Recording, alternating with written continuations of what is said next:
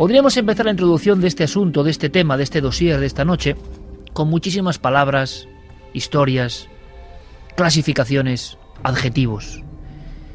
De la tabla, las letras y sobre todo de la ansia de comunicación con otras cosas superiores a lo humano por parte de nuestra especie, se ha dicho casi todo. Todo lo que diga yo es redundar. Así que, ¿por qué no empezamos con un caso? ¿Por qué no empezamos con un caso? Veréis, estamos haciendo un dossier porque en breve en la televisión, en nuestro programa hermano o mayor o como queréis llamarlo, resulta que vamos a hacer una especie de toma de postura o posición respecto a los diferentes estudios que hoy en día existen sobre la Ouija. Al decir Ouija, planteamos algo absolutamente familiar para la mayoría de los oyentes, estoy seguro, de cualquier edad. Pero ¿cuál es la edad de la propia Ouija? ¿Cuándo nació?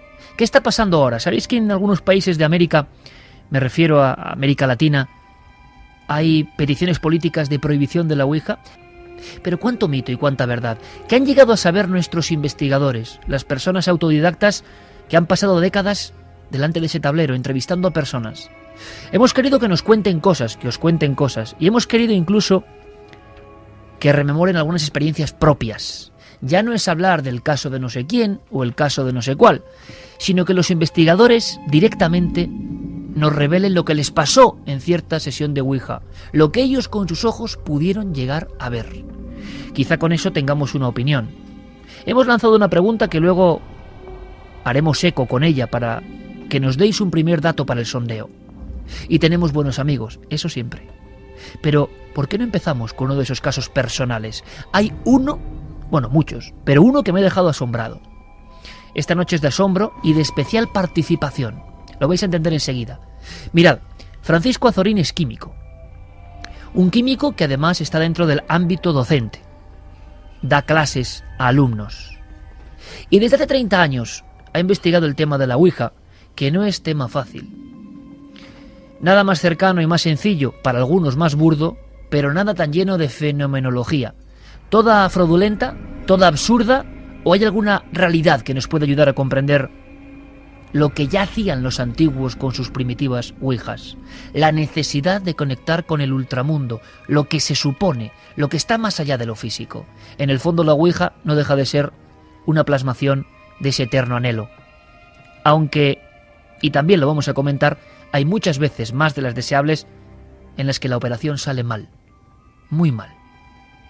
Veréis, escuchad esta historia porque nos hace entrar en ambiente y por fortuna, mientras el mundo se desmorona o no, que espero que no, por supuesto, pero con toda esta agitación afuera, nosotros nos sentimos un grupo de amigos en el estudio 1, con esta penumbra, un café humeante, unos flexos que iluminan no mucho y la sensación de contar y aprender.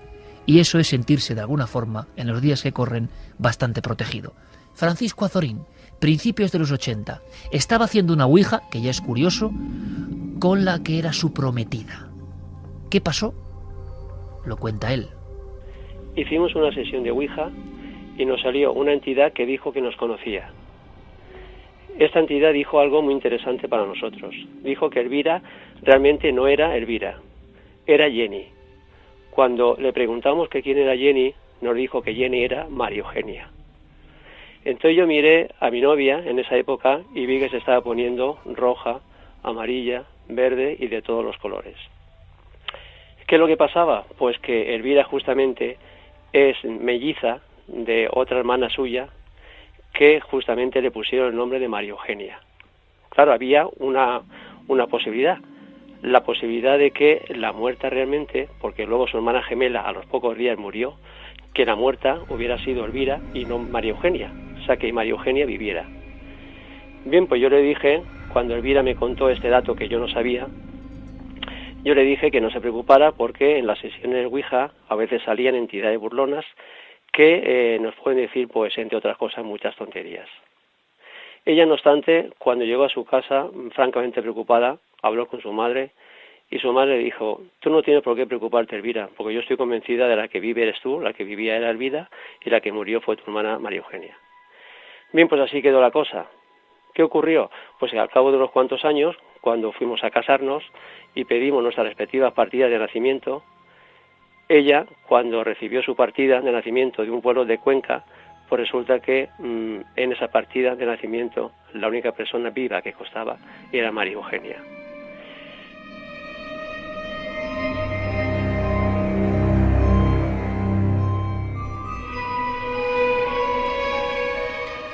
Santiago Vázquez, amigo, a veces la Ouija tiene estas sorpresas. Buenas noches, Iker, encantado de estar aquí. La Ouija nos sorprende una y otra vez, y lo que es más importante, que nos damos cuenta que hay una casuística enorme, abundantísima, y como acabamos de escuchar, muy interesante, que denota una inteligencia por parte de quien se comunica en esa sesión de Ouija. En este caso, Santiago, totalmente. Tú que llevas muchísimos años investigando este asunto y que eres de sobra conocido para nuestros oyentes, divulgando e investigando sobre todos los ámbitos de la parapsicología, hablamos de un químico, de un profesor, que desde luego, después de una experiencia así, y no me extraña, dedica o gira su vida y aparte de las fórmulas químicas y la tabla de elementos y mil cosas, piensa que en esa tabla hay algo. Es que al final, su mujer de alguna forma no era la correspondiente a la partida de nacimiento. Un típico cambio, un típico giro, un documento que solo está en las partidas de bautismo, y la Ouija parecía saberlo. Es el contenido inconsciente de esa propia persona, que ni siquiera conocía ese cambio en su propia identidad, la que plasma algo en esas letras y esa tabla, o son entidades ajenas, es la gran pregunta quizá, claro, las que intervienen en esa especie de rito. Cabe las dos hipótesis, es decir... Información: Ernst Turley, 46 años, oficial naval retirado, muere en el hospital naval, por las heridas de bala que le ha provocado su hija Mati. La hija tiene solo 15 años. Hubo un testimonio en la corte de Arizona, corte juvenil destinada a este tipo de casos, año 33, repito, y informa de que la tabla Ouija fue la que le confesó directamente que asesinara a su padre para que su madre cumpliese su sueño de casarse con un joven vaquero de la zona. Ella, en el testimonio que aparece en New York Times como juicio, declara: mamá le pidió la tabla que decidiera entre mi papá y su amigo el vaquero. Como de costumbre, al principio la tabla se movió alrededor sin significado. De repente deletreó que yo tenía que asesinar a mi padre. Fue terrible, me estremecí. Mamá le preguntó a la tabla si el disparo sería certero y respondió que sí. Le preguntamos qué se debería usar en el asesinato y dijo, respondió la tabla, que una escopeta. Traté de asesinar a mi padre al día siguiente, pero no pude. Me puse nerviosa. Sin embargo, unos días después lo conseguí en el corral. Levanté la escopeta y apunté cuidadosamente entre los hombros, y de nuevo me puse nerviosa. Pero pensé en mi querida madre y en todo lo que significaba para ella. No podía fallar. Mi mano temblaba horriblemente, pero levanté la escopeta y, tal y como dijo la tabla, disparé.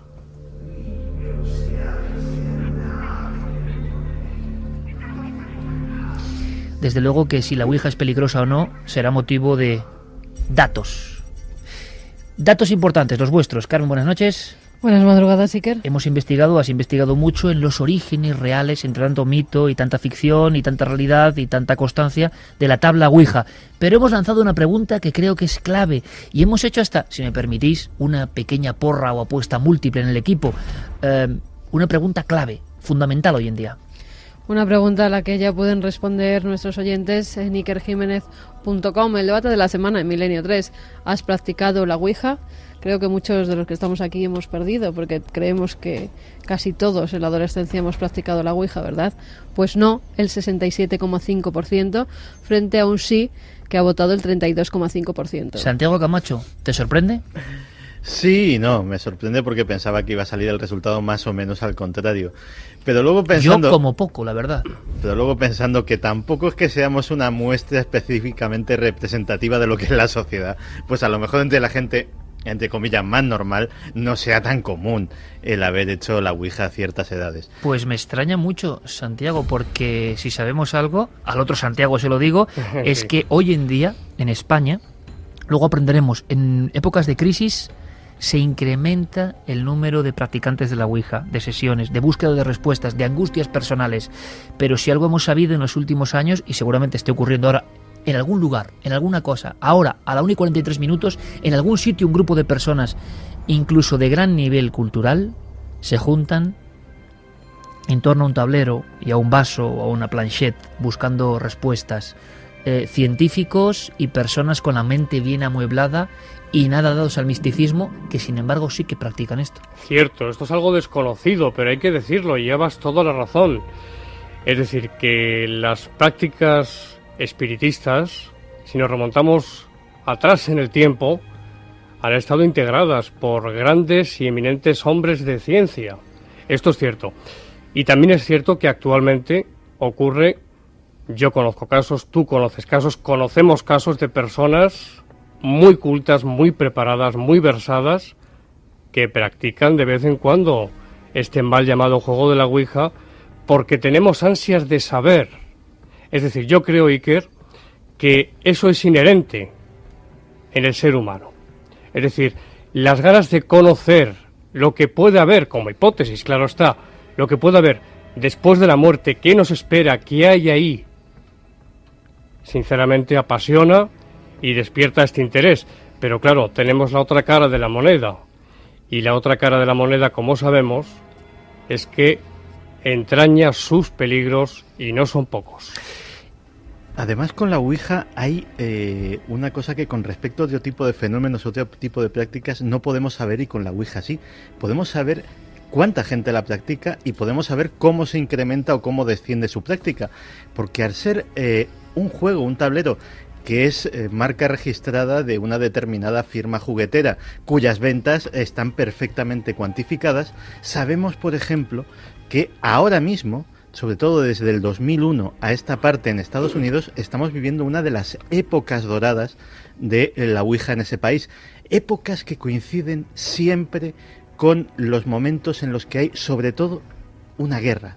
Las guerras en Estados Unidos, todas, la primera, la segunda, la guerra del Golfo, Vietnam y ahora las guerras de Afganistán e Irak, han disparado porcentualmente de una manera muy significativa las ventas de este tablero. Qué curioso. Periodos de crisis económicas, los cracks, también en los cracks económicos las ventas de Ouija se dispararon precisamente para preguntar qué se tenía que hacer, dónde se tenía que invertir y dónde no. Pues teniendo esto claro, primero, por supuesto, vías de contacto para que nuestros amigos nos envíen su casuística, si es posible su propia casuística, su experiencia personal, agradable o desagradable con este tablero. Pues abiertas las líneas de contacto, milenio3 con número, @cadenaser.com, www.cadenaser.com, para que nos dejen los mensajes segundo a segundo. Y también tenemos La Nave del Misterio, tanto en Facebook como en Twitter. Thirst es la película que sorteamos esta noche, 3 DVDs, Iker, de un sacerdote que parece que también investiga estos mundos ocultos. Muy bien, pues hacemos una cosa más, 1:46, con Noel Calero en los mandos de La Nave de los Misterios Sonoros, con Carlos Largo, que luego nos va a traer un par de casos para quedarnos mudos, de verdad, con otro profesor en la provincia de Sevilla. Qué importante y qué símil, ¿no?, con Francisco Azorín, otro profesor, José Luis Hermida, que trabaja con los jóvenes, que recibe sus casos, que está al cabo de la calle lo que está pasando ahora mismo. Y algunos son dignos de una película, por desgracia, de terror. Nos lo va a contar en unos minutos. Vamos a hacer una cosa importante. Buscamos experiencias personales, experiencias que a los propios investigadores, a pesar de su coraza, les dejaron pensativos.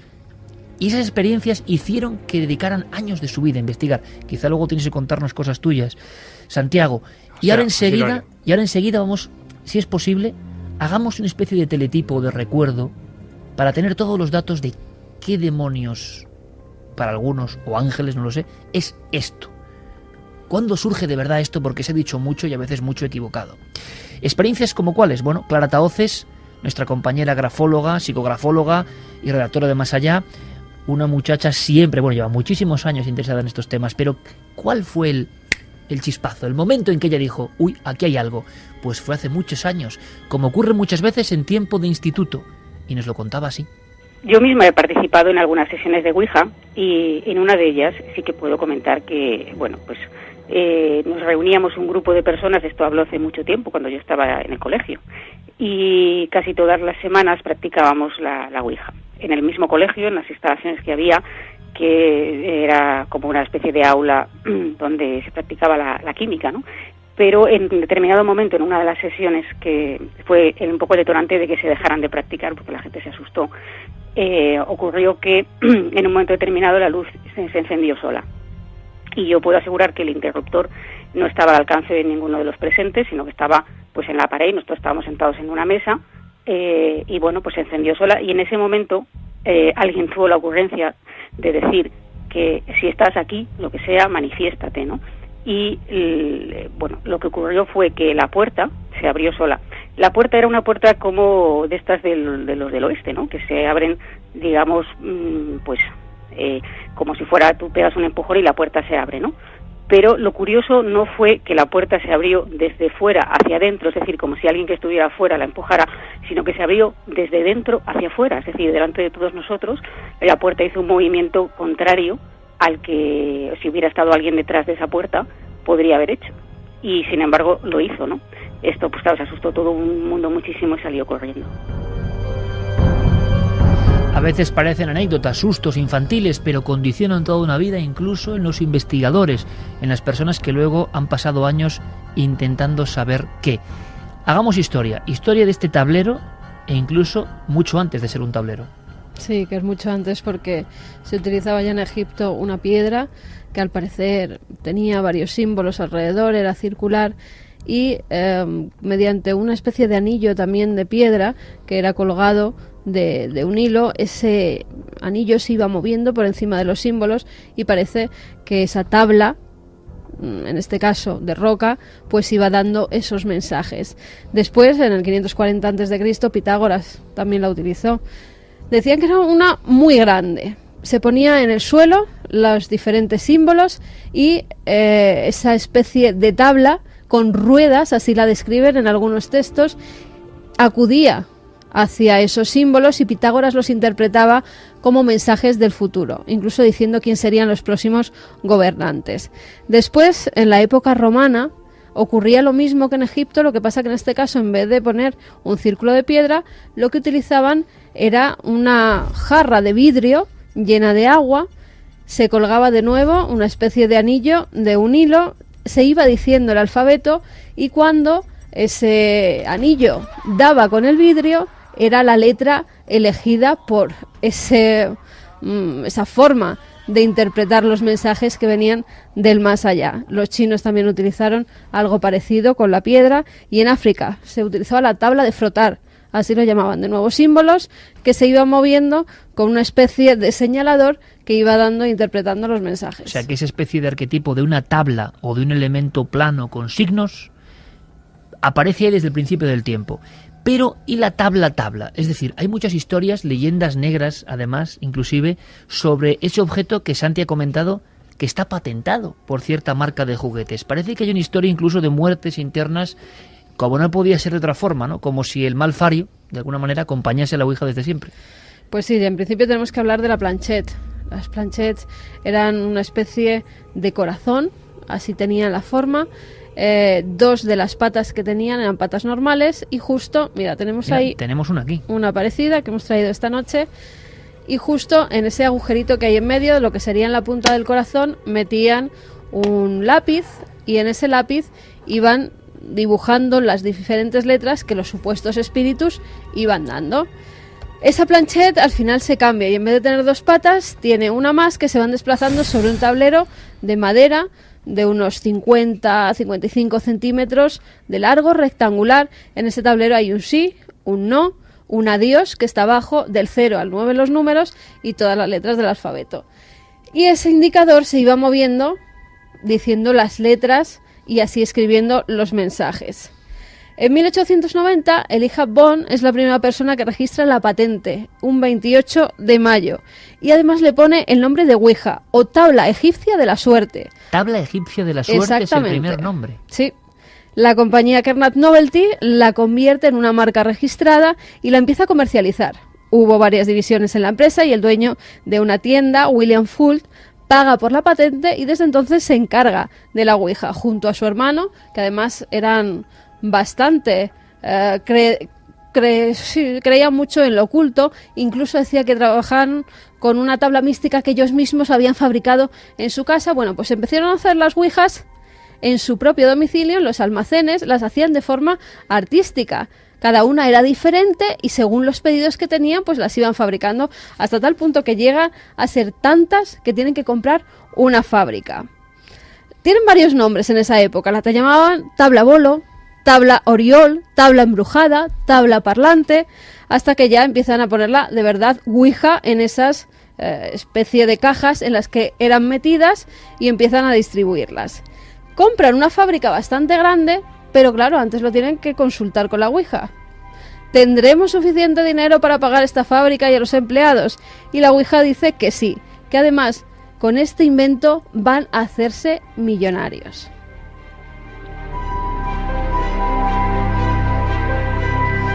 Así durante 20 años, cada vez es mayor el negocio y William Fuld decide ampliarlo. William se vuelve muy rico, tiene problemas incluso con su hermano, llegan a juicio Iker porque querían quedarse todos con la empresa. Uno dice que es él el que la compró, el hermano dice que él había invertido muchísimo dinero y hay como una especie de maldición entre medias. Aparte del juicio de los dos hermanos, una familia que se enfrenta, que se rompe. William Fuld un día está ayudando a uno de sus operarios a colocar una viga del techo y cae desde el tercer piso de la fábrica donde se estaban fabricando las ouijas. O sea, el fundador se mata en la fábrica donde se realizan las primeras ouijas industriales. Exactamente. Y de ahí pasa la famosa firma que contaba Santiago Camacho, que le distribuye por todo el mundo con números y ventas escalofriantes, nunca mejor dicho. Pues sí. Fíjate, William Fuld muere en 1927 y pocos años después se hacen cargo sus hijos y pocos años después es cuando Parker la compra y entonces ya la convierte en un verdadero juego que se distribuye a nivel mundial y llega a vender más que el Monopoly. Vende 2,3 millones de ouijas en el primer año, o sea, no se lo creían. Y todo ello también precisamente por lo que decía Santi de las guerras. La gente empezó a consultar durante la guerra con sus familiares que habían muerto en el frente. Es entonces cuando la ouija se convierte en un juego, entre comillas, porque llegan hasta los tribunales superiores en Estados Unidos, Iker, porque no se sabía si era tratada como un juego o si se podía tratar como un elemento espiritista. Si era un juego tenían que pagar impuestos. Y el tribunal decide que sí, que se tiene que considerar un juego y se puede distribuir como tal. Un juego peligroso, al parecer, que vendió, ahí está el dato, creo que es absolutamente significativo y comprensible para todos, vendió más que el Monopoly. Has llegado a pasar, tenemos un dossier extenso y con lleno de datos, de informaciones. Santiago, en lo personal, ¿a ti también te ha llegado a pasar algún tipo de experiencia para darte cuenta de la importancia de este juego, entre comillas? Sí. Yo practiqué mucho, Iker, hace muchos años ya. Hablamos de hace aproximadamente 22 años, 21 años. Y recuerdo una sesión que se me quedó marcada y grabada. Éramos 6 personas en torno a una mesa redonda. Había un maestro de ceremonias, mayor que nosotros.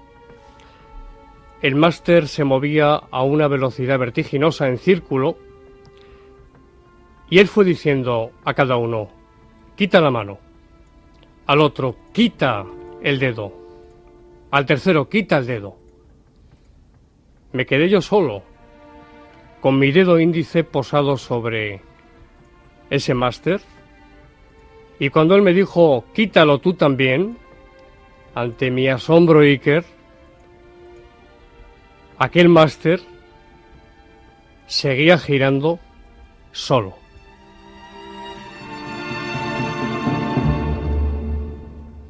¿Y qué siente el que va a ser futuro investigador en ese instante que solo puede analizarse desde la perspectiva de lo absolutamente privado? Asombro, perplejidad. No das crédito a lo que estás viendo. ¿Cómo es posible que ese máster, esa plancheta, se esté moviendo en círculo a esa velocidad, sola? Sin dar ningún mensaje, Santi, directamente. En esta ocasión no. Simplemente giraba en torno a ese tablero. Y además a una velocidad vertiginosa. Ahora mismo hay una división entre los investigadores y contaremos muchas cosas.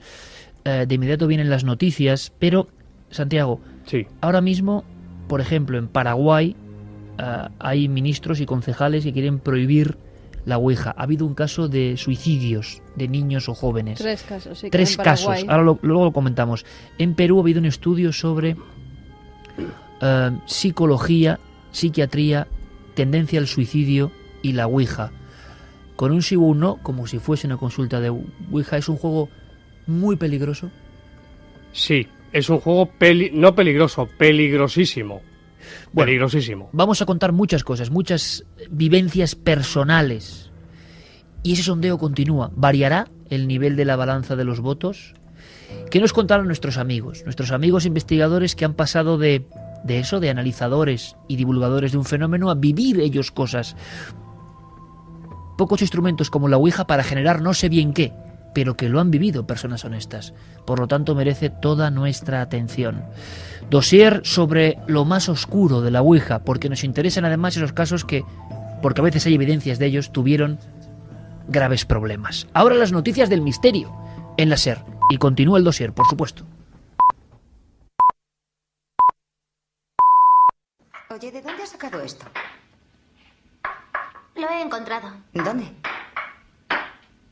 En el armario. ¿Has estado jugando con él? Sí, ¿Cómo se juega? te enseñaré.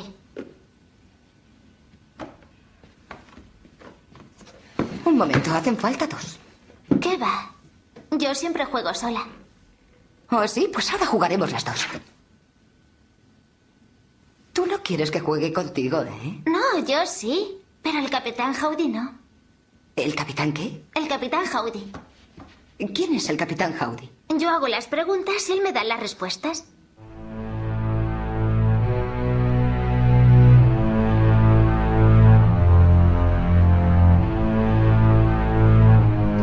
Dos y 5 minutos. Esto, por supuesto, es Milenio 3 en la cadena SER. ¿Queréis hacer este dossier con nosotros? Dossier sobre los aspectos más oscuros del más célebre juego, mal llamado juego de la Ouija. Ouija, sí. Parece que el inicio, ¿no? Cuando algo conecta, siempre en la hipótesis de la tabla egipcia, así se llamaba, la invocación surge con un sí, ¿no? Es lo que dice el mito, la verdad. Estábamos escuchando estas voces del exorcista, evidentemente, en 1973, William Friedkin, sobre la obra de William Peter Blatty, y todos los presentes volvíamos a decir lo mismo. Da igual 1, 1000 o 1.000.000 de veces, que se vea y que se escuche. Obra maestra. Qué difícil es dar tanto miedo con tanta sencillez. El capitán Howdy. Yo pregunto, y él responde. Y es que a veces como un inocente juego, pero un juego que luego atrapa, un juego que no te deja salir, según dicen muchos psiquiatras. Todos recordamos a Germán de Argumosa o a López Ibor cuando hablaban del terror que les producía aquel que iba a la consulta psiquiátrica con problemas de Ouija. No hay más que escuchar el informativo de Noticias del Misterio aquí en la SER para darse cuenta de que estamos ante una ola de desequilibrio psíquico global que da pavor. Casos como el de Gerona, decapita a su hija porque le ordena el diablo y lo mete debajo de la cama. Qué gran público potencial a veces, con grandes desequilibrios, acude por lo sencillo que es a la Ouija. Un cóctel, una bomba realmente explosiva, un peligro. Personas que no van con capa, ni sombrero de copa, ni colmillos. Personas normales y corrientes. Las sesiones son en bloques de pisos. Convivimos con este fenómeno y con grandes tragedias. Por supuesto, hoy no solo podéis preguntar, contar vuestras historias, sino directamente, ¿por qué no?, preguntarle a Santiago Vázquez, que lleva toda la vida investigando específicamente estos asuntos. Quizá pueda deciros algo, ¿por qué no? Quizá. ¿La encuesta ha variado? ¿Y qué dicen nuestros oyentes? Pues vamos con la encuesta, pueden seguir votando en ikerjimenez.com. ¿Has practicado la Ouija? Sí, 35,4%, no 64,6%. Sigo igual de sorprendido, de verdad. ¿Eh? Sí, yo pensaba un 70% que sí, sinceramente. Sí, yo también. Vamos con algunos mensajes. Maritrini casi nos que me dice... alivia, perdón, pero casi que me alivia. Sí, mejor. Mi hermana hizo la Ouija y mi hijo estaba presente. Era pequeño, empezaron a preguntar y la Ouija le decía sin mente, sin mente. y era por mi hijo, se lo tuvieron que llevar. Juanma desde Huesca dice, no sé, yo creo que es algo sugestivo, para mí es algo que no tiene mayor relevancia, todo depende de cada uno, aunque pienso que todos los casos que han ocurrido son ciertos, pero como digo, son sugestión. A mí, yo en este caso sí que digo, añado simplemente a la sagrada opinión del oyente que relevancia importante cuando ha habido tanta muerte, tantas historias hiladas del principio del tiempo en torno a esta comunicación, ¿no? Antonio nos decía, unos amigos hicimos la Ouija, nos salió algo maligno que nos descubría secretos muy íntimos de cada uno. Decidimos cortar la sesión y destruimos la tabla, pero el vaso lo tiramos desde un tercero y no se rompió. José Ángel, ¿es posible? Unos amigos haciendo una sesión de Ouija, apareció el arcángel San Gabriel poniéndoles en sobreaviso de la presencia inminente del guardián de los 666 ejércitos del infierno. Ahora le preguntaremos a Santiago porque hay un arquetipo que siempre aparece constantemente. No en vano por eso el corte del exorcista. ¿Por qué esa constante de Satán, el diablo, Lucifer? ¿Por qué? Es un miedo que tenemos dentro y se refleja ahí. ¿Por qué? Ahora lo comentamos. Antonio López desde Granada dice que es psicólogo de profesión, que no cree en la Ouija ni en el más allá, que jamás ha hecho el juego de la Ouija, que no le tiene ningún miedo, pero que no lo practicaré jamás, por lo que sí que le tengo el respeto a la Ouija y sí mucho miedo a nuestra mente. Pongo un ejemplo, una colega mía que se dedica a adicciones no tóxicas tiene ahora mismo en terapia a un padre de familia ejemplar. Jamás ha ido a un bingo, jamás ha gastado dinero en lotería, jamás ha dejado de atender a su familia, hasta que hace un par de años un amigo le regaló un cupón de la 11 y le tocaron 30.000 euros. A partir de ahí, en vez de ir su vida mejor, ha sido un infierno. Empezó a comprar lotería de forma compulsiva, llegó a gastarse más de 5.000 euros en la lotería de Navidad del año pasado, su mujer le ha encontrado boletos de quinielas por más de 1.000 euros, está metido en todas las webs de apuestas por internet, hasta el punto que los 30.000 euros que le tocaron en el sorteo han desaparecido y están teniendo problemas de dinero para pagar ahora su hipoteca. Mi pregunta es, ¿qué pasa si en una mente inmadura que se pone a jugar a la Ouija casualmente se cumplen sus predicciones?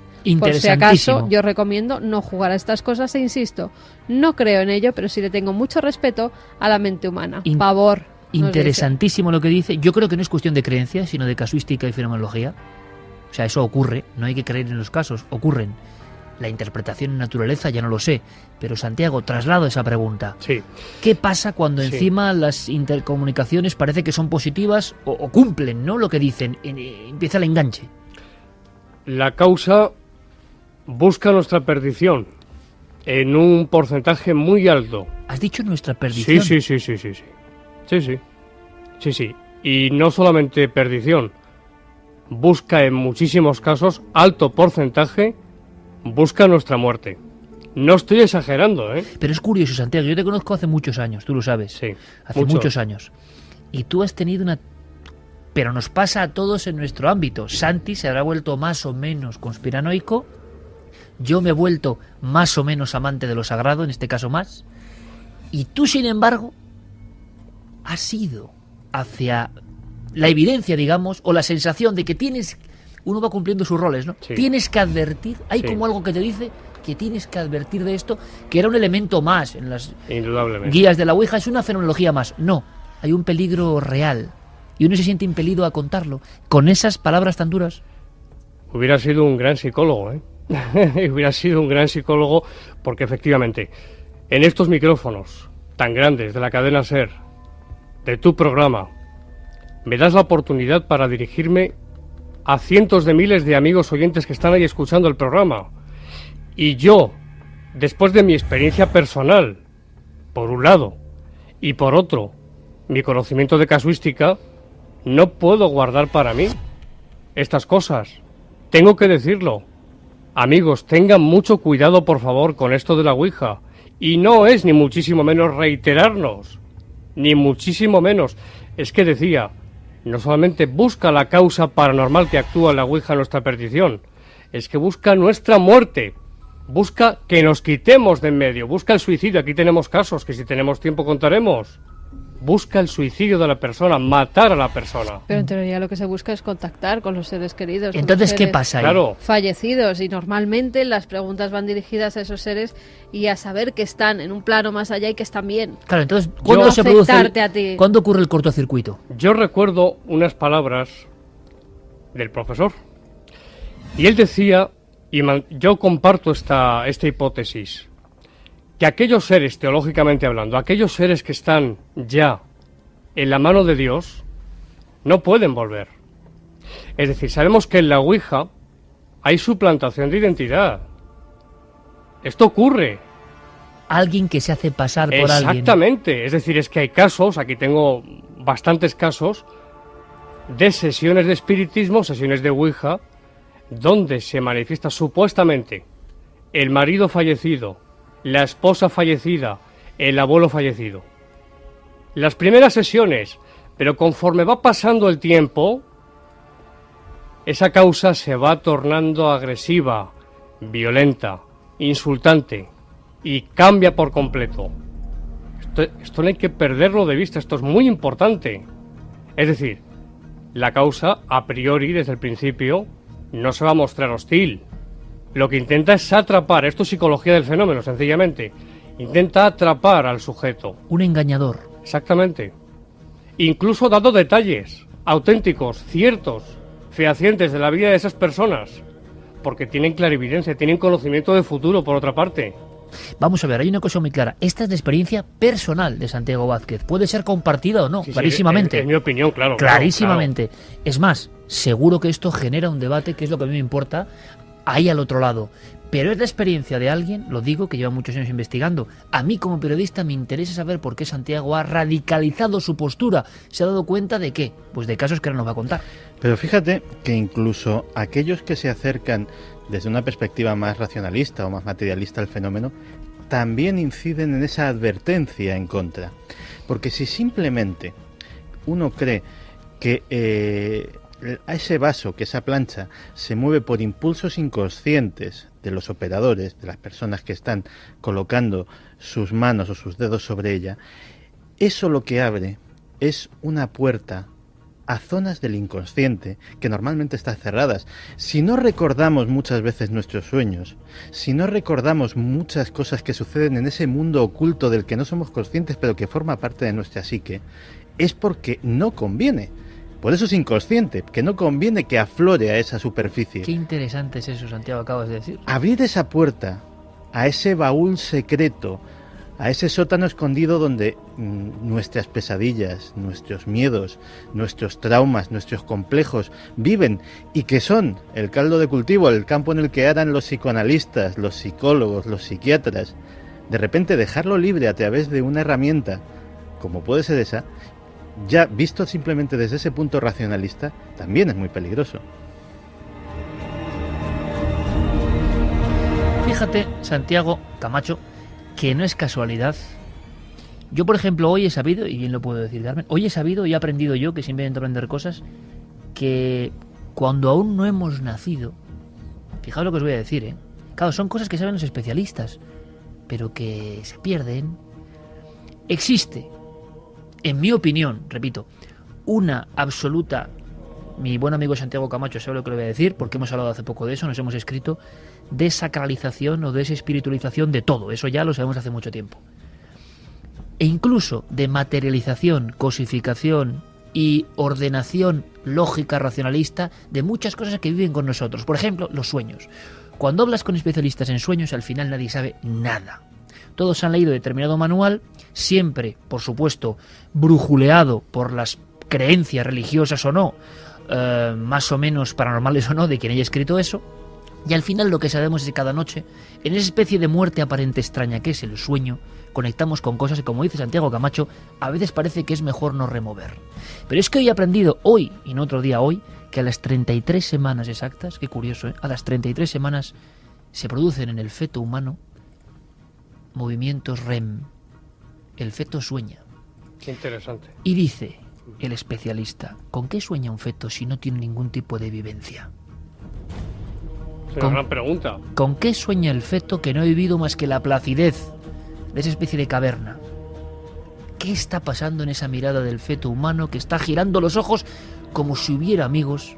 Y quizá me estoy metiendo en una piscina muy grande, como si hubiese una especie de programación que da tanto miedo, o es una puerta abierta a una dimensión tan insondable que, hombre, por supuesto, en los días que corren más vale ordenar, no preocuparse, clasificar de alguna forma, y en el fondo lo que sabemos hoy, que no sabemos nada, dormimos cada noche, dormimos y soñamos desde antes de nacer, no sé con qué, pero mejor olvidarlo todo.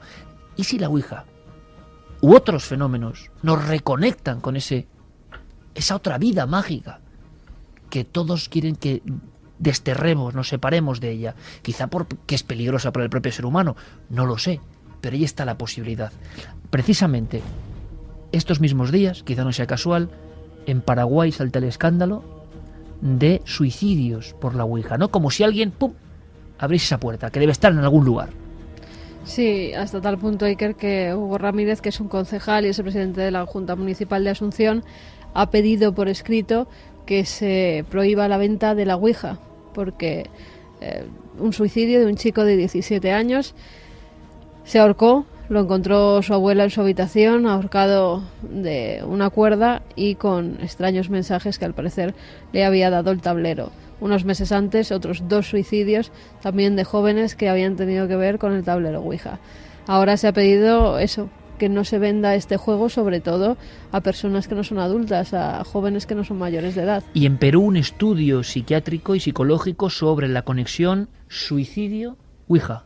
Horacio Vargas Murga, que es médico psiquiatra, director del área de niños y adolescentes del Instituto Nacional de Salud Mental, ha pedido que se tenga mucho cuidado, que vigilen a los jóvenes, a los adolescentes, porque les están llegando muchos casos de cuadros clínicos con trastornos psicóticos, depresivos, ansiosos y con otras perturbaciones mentales, y en la mayoría de ellos, pues los adolescentes, los chicos, las chicas, dicen que por en medio ha estado el mal llamado juego de la Ouija, que lo han practicado en varias ocasiones, tanto a nivel normal como a nivel informático. Que ahora comentaremos, Santiago nos va a comentar lo que está pasando ahora en internet, ahora mismo en Facebook, con un experimento de Ouija, dicen el mayor del mundo. Todo tipo de historias, también envueltas de mitos, porque claro, lo que pasa a nivel tecnológico, vaya usted a creérselo o no. Es decir, juegos, invocaciones y un sinfín de historias que luego nos contará Santi. Lo que no es juego, y crees que cada vez más gente lo está practicando a través de internet, este juego de la Ouija, que ya ha habido casos incluso en locutorios en los que los jóvenes han caído en estados histéricos, se los ha tenido que llevar de allí y han visto que en la pantalla estaban practicando el juego de la Ouija. Vayamos con casuística, y Santiago Vázquez, que hace una gran labor y que a través de su programa Más allá de la realidad, de una forma muy personal, hay que decirlo, de una forma muy personal, y todo lo que es personal pues es lo que tiene de fantástico, puede gustar más o menos, pero es personal, y con esa vinculación a advertencia. ¿Por qué? ¿Por qué ha habido casos que casi te han herido, ¿no?, y los has conocido? Vamos a hacer una cosa, escuchamos brevísimamente a Sol Blanco Soler, conocido de todos nosotros, Grupo EPTA, porque nos abre la puerta precisamente a ese tipo de casos. Cuando la cosa empieza a ir mal. Mal porque es nuestra mente quien nos autoagrede y nos conduce hacia una ventana o hacia una muerte. ¿Cómo hace la Ouija para, como ha afirmado Santiago Vázquez, que es una palabra muy dura, y habrá gente que esté de acuerdo y que no, para intentar nuestra muerte? ¿Cómo es posible eso? Bueno, escuchamos. Yo viví junto con el padre Pilón en los comienzos de nuestra asociación, podríamos decirlo así, de un grupo de chicos y chicas de un instituto que acudieron allí a los jesuitas y que verdaderamente estaban tan chocados, tan influenciados, tan dramáticamente afectados por una Ouija que habían hecho en el instituto, que bueno, presentaban unas patologías muy considerables. Incluso nosotros vimos en los brazos unas dermografías, es decir, como si les hubieran hecho arañazos o lesiones. Ellos mismos decían que les había salido Satán en la Ouija. Estaban muy afectados. Incluso López Ibor decía siempre que su consulta estaba llena de personas que inadecuadamente habían hecho una Ouija. Por lo tanto, yo es un instrumento que no lo recomiendo y que, bueno, se mueve el vaso, no se sabe exactamente si se mueve por la influencia de los inconscientes de las personas presentes, o también los espiritistas aseguran a pies juntillas que la Ouija siempre la mueven los espíritus. Te digo esto porque al no saber exactamente cómo se produce ese fenómeno, siempre puede llegar a ser un arma de doble filo. Bien, Santiago, y cuando el arma de doble filo, indefectiblemente, indudablemente se convierte en un cuchillo afilado, pero en una sola dirección, la del daño. ¿Has conocido casos, decías, en España y recientes, de esto que nos llega, por ejemplo, de América, y que yo sé que parte de la audiencia dice, bueno, América, claro, tantos miles de kilómetros, a veces equivocadamente piensan creencias más ancestrales, y no hace falta más de conocer bien América Latina, por ejemplo, para saber que hay cosas calcadas o gemelas a las nuestras. No, y no solo eso, no hace falta más que hablar con psicólogos y psiquiatras de este país y ver cómo las consultas están llenas de gente que está practicando, que el fenómeno es igual. La Ouija. ¿Qué pasa, Santiago? ¿Qué casos podrías comentarnos como que te dejaron pues precisamente pues para esa labor que comentábamos antes de advertencia? Bueno, antes de contar estos dos casos, sí quiero decir, Iker, que ocasionalmente es posible que nuestros seres queridos puedan aparecer, pero muy puntualmente. Esta es mi visión personal. Es una conclusión final. El caso de María, voy a llamarla María, aunque no se llama así, pero para preservar su identidad. María comienza a hacer la Ouija frecuentemente. Después de varias sesiones de Ouija, comienza a recibir mensajes telepáticos. Este es un dato importante, mensajes telepáticos. Ella me decía, acudían a mi mente, contenidos mentales, órdenes. Pues bien, mensajes telepáticos de alguien que la cita en la Ouija, que le dice que haga la Ouija. María empieza a contactar diariamente, con una entidad que en principio dice haber muerto. Era un hombre. Tiempo después empiezan las amenazas.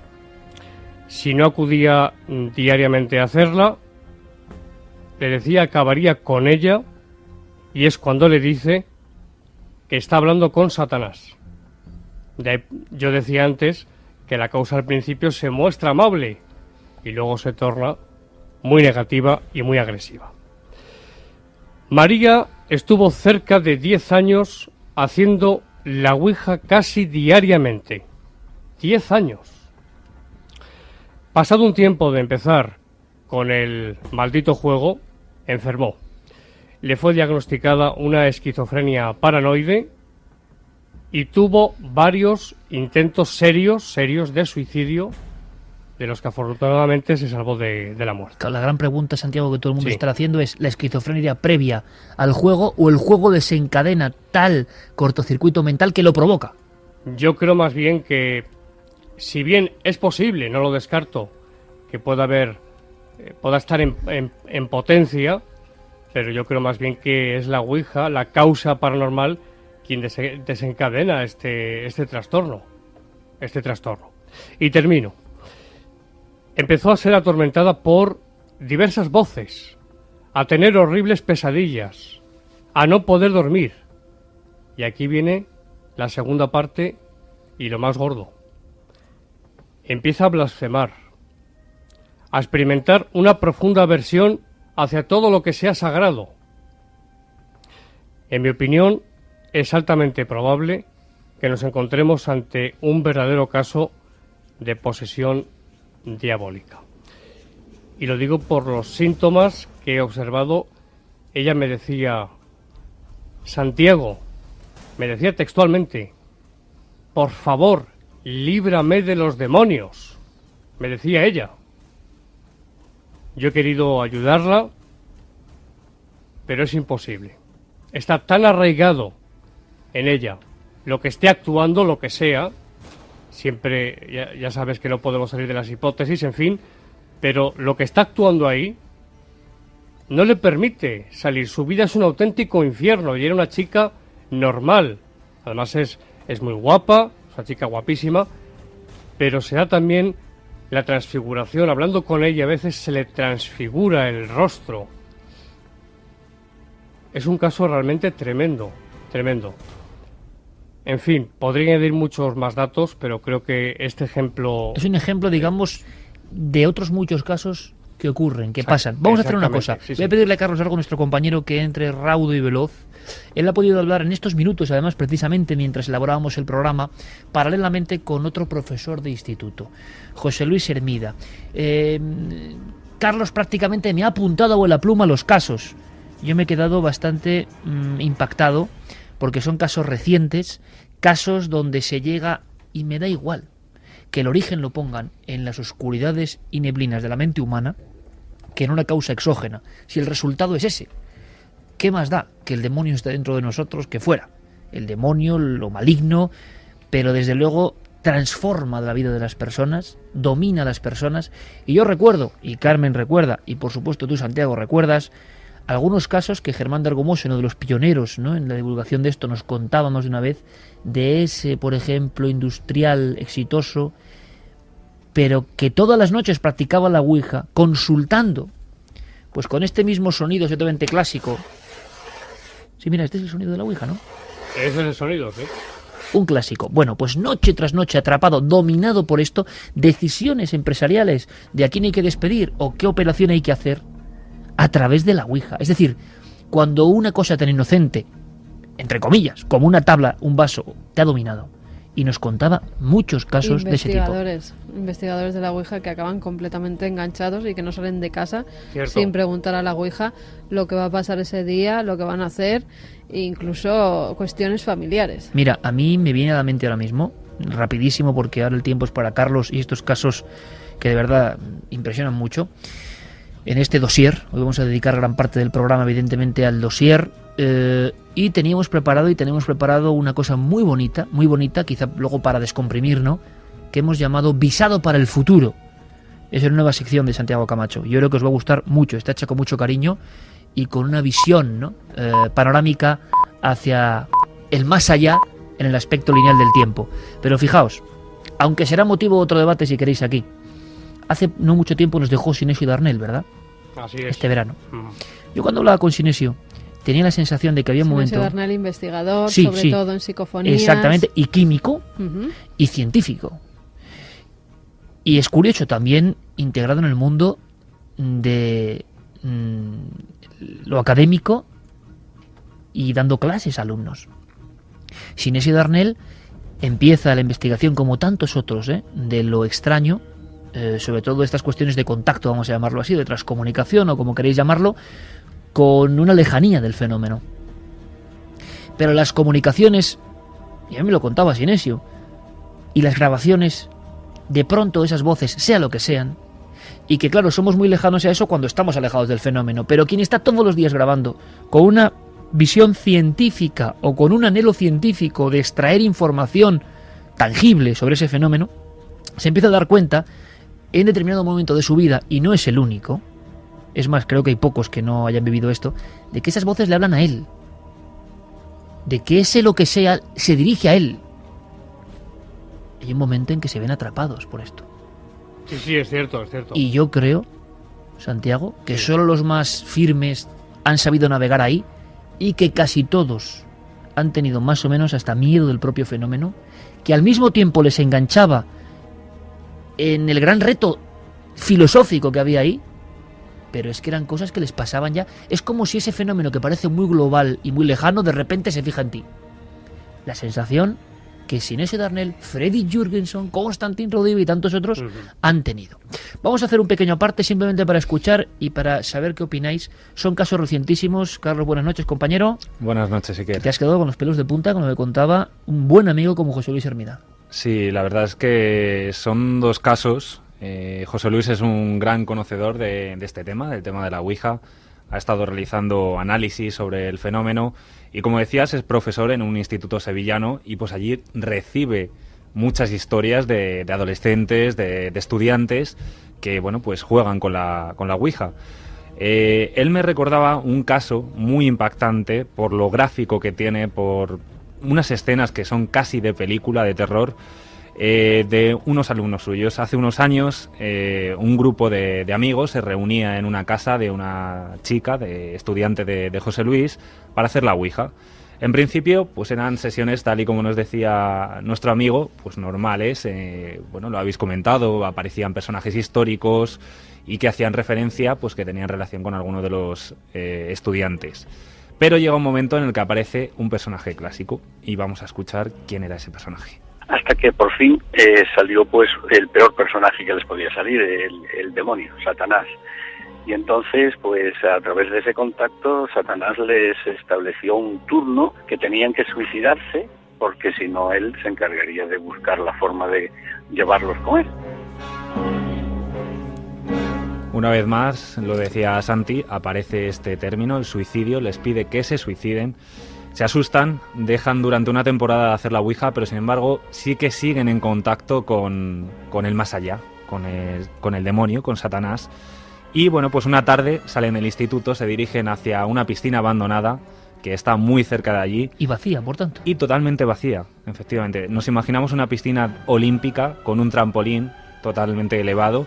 Y justo en la parte de arriba del trampolín empiezan a trazar una Ouija. Estaban una chica y un compañero suyo. Y bueno, pues se le hace una pregunta, vuelven a contactar con Satanás. Y los chicos hacen una pregunta muy sencilla. Como habían establecido unos turnos de suicidio, una de las chicas, la chica en este caso, se ofrece a suicidarse a cambio de salvar la vida de sus compañeros. Y la Ouija lo que le respondió fue lo siguiente.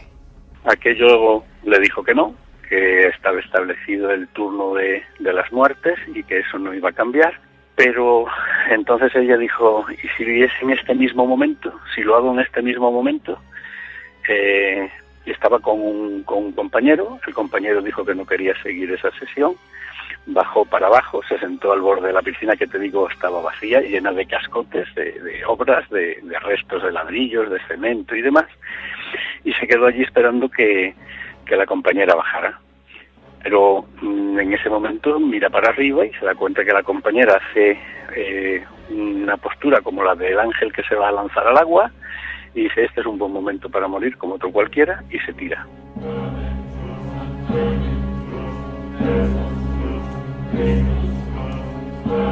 Es terrible la escena, terrible imaginarse cómo esa chica decide lanzarse a una piscina vacía completamente y llena de escombros. Como es normal, el compañero pensó que había muerto al instante, pero tuvo suerte. La chica cayó sobre un neumático, rebotó, se hizo unas cuantas magulladuras, se rompió una pierna, la mandíbula también. También un elemento más, tuvo suerte que 2 ATS estaban cerca jugando un partido de frontón, les atienden y bueno, pues la terminan llevando al hospital. Pero es que aquí no acaba la cosa, en el hospital acaban sucediendo fenómenos más extraños. Visitas muy raras, personas que dicen que son familiares y no lo son, personas que dicen que pertenecen a determinados círculos y no pertenecen, personas que se hacen pasar, incluso me contaron por personas que tienen que ver con la religión, sacerdotes y demás, que tampoco lo eran, todo con el afán de acercarse a ella de alguna manera.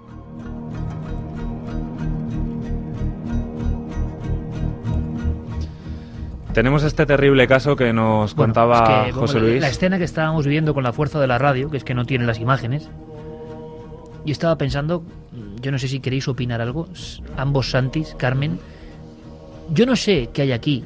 Hay personas que pueden, como esbozando una sonrisa de suficiencia, bueno, son cosas de la mente. Jolín, y no saben ni de qué es la mente, ni por qué la mente hace eso, y no saben nada de nada. Aunque sea la mente, que me da igual, y no deja de ser igual de extraño que algo exógeno para mí, llegar a ese nivel de iconografía, de hacer esas cosas, que una chica haga eso, pues la mente tiene laberintos que dan mucho miedo. Es que la mente tiene laberintos que dan mucho miedo. Y cuando encima lo proyectan en una tabla que te da mensajes, que muchas veces son los mensajes que tu propia mente te está transmitiendo, pues suceden estas cosas. Lo que ocurre es y estos suicidios, lo que no sabemos es por qué parte de la mente te lleva a hacer eso, qué parte de la mente lleva a un padre a cortar la cabeza de su hija en nombre del demonio. Lo que ocurre, igual, no es cuestión de... Pero lo que ocurre es que la gente cuando dice es la mente, se creen que saben lo que dicen. Esa es mi opinión. Claro, es decir, lo que no saben es que... No, que es la mente, directamente, ni por qué hace eso. Es la mente, y con eso hacen como carpetazo lo extraño, cuando lo extraño también está ahí, ¿no? Sí, lo peor además es que, fíjate que cuando teníamos esa reunión informal, mucho antes del programa, cuando estábamos preparándolo, claro, todos recordábamos experiencias de muy jóvenes. Y realmente es que cuando eres muy joven... todos lo hemos vivido en cierta medida, te crees inmortal, te crees invulnerable, tienes una osadía que en muchas ocasiones pues se muestra en la temeridad al volante, en la temeridad con los vehículos, en la temeridad en las salidas nocturnas, en la temeridad en los deportes de riesgo. Y esto, que también es muy propio de ciertas edades, también es una temeridad. Y como todas las temeridades que he citado anteriormente, también se puede pagar muy cara. Santi, tu opinión sobre lo que hemos escuchado. Yo nunca había escuchado a nivel gráfico una historia así, me parece tremenda. Una observación, y es que hay que darse cuenta o percatarse de algo, y es que lo que se manifieste, lo que sea, la causa que sea, incide muy frecuentemente en dos puntos: asesinar a una persona o a varias, o en matarse a uno mismo. ¿Y hay alguna cuestión filosófica quizá, o tú has llegado a algún tipo de duda existencial? Sí. O de ¿por qué? Porque parece muy violento esto. ¿Qué sentido tiene, no? Que tú juegues a algo, bueno, puede ser la propia mente, ¿no? Una sensación autodestructiva que muchas personas llevan, o llevamos todos sin saberlo ahí en la recámara, ¿no? Yo creo, Iker, fíjate, yo creo que no es algo inmanente. No creo que la Ouija ponga en marcha unos mecanismos desconocidos en la mente del sujeto, porque también hay fenómenos paralelos, pero bueno, de eso hablaremos otro día. No, hay una causa que es ajena a la persona y que incide, lógicamente, desde un punto de vista afectivo, emocional, mental, espiritual, para que realice las peores obras que un ser humano pueda realizar: matar a una persona y matarse a sí mismo. Caso número 2 de este archivo personal. Agradecemos a todos los amigos que hemos llamado, esa sensación de decir, bueno, yo colaboro con vosotros, porque son casos, todos ellos, que no habían hecho nunca públicos.